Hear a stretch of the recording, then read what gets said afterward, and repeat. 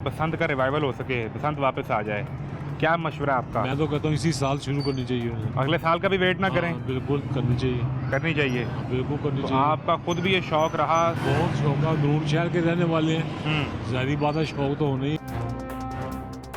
अस्सलाम वालेकुम, कैसे मिजाज हैं?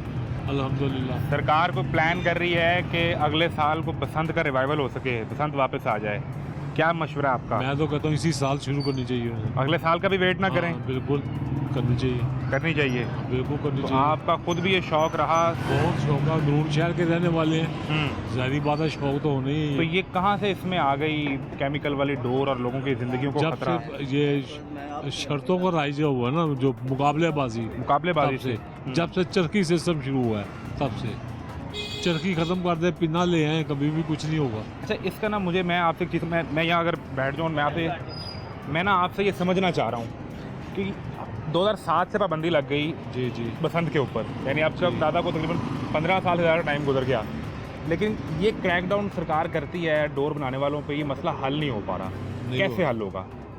हाल यही होगा कि चरखी बंद करे सरकार, ठीक है। वो हो सकती है बड़े चरखी आराम कहाँ, से। यहीं अंदर गलियों मोहल्लों में बन रही है ना? नहीं बनती नहीं, जहाँ पे होती है वो तो खुली जगह पे बनती है ना डोर, लपेटी भी खुली जगह पे जाती है, घरों में तो नहीं बन सकती। ठीक है।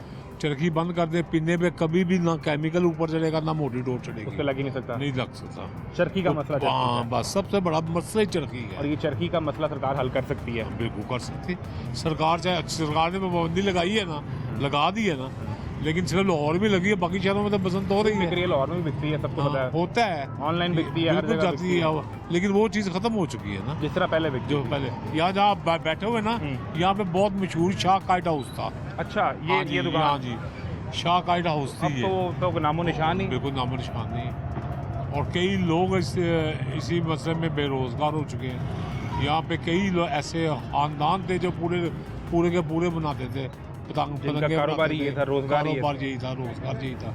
अब बेचारे ये जब यहाँ बसंत का त्यौहार होता था, इन गलियों में क्या सूरत हाल होती थी? बहुत ही अच्छी होती थी, बहुत अच्छी होती, बहुत लोग आते थे बाहर से, कई लोग अपनी छतें किराए पे भी देते थे। अच्छा। उनको तो अच्छा पैसा वो पैसे बनते थे? बिल्कुल।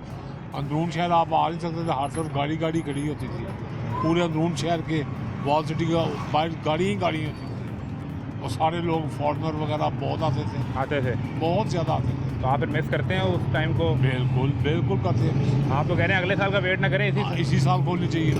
लेकिन वो अब हम बात करते हैं लोगों से जो सरकार के हैं, तो वो कहते हैं कि हम फ़ौरन कोई फैसला नहीं कर सकते, लोगों की ज़िंदगियों का मसला है। नहीं, मेरी बात सुने, अल्लाह माफ़ी, बहुत ऐसी चीज़ है जिसको किसी को नहीं पता कि मेरी कब आनी हो, किस वक्त आनी ठीक है। है। यहाँ भी आप जा रहे हैं, कोई मोटरसाइकिल ऐसा ही है। लगेगा तो मरे, फिर मोटरसाइकिल पे भी पाबंदी लगा दे, क्योंकि हादसा होते हैं ना, रोज़ ही होते हैं, ट्रेन के भी हो रहे हैं। वो तो कंट्रोलेबल है ना, कि जो कानून फॉलो ये करेगा भी, बाइक वाले का, ये भी कंट्रोलेबल है, अगर गवर्नमेंट चाहे ना तो कंट्रोल हो सकता है। हर चीज़ पाबंदी गलत लगी हुई है। हाँ, पाबंदी गलत लगी हुई है।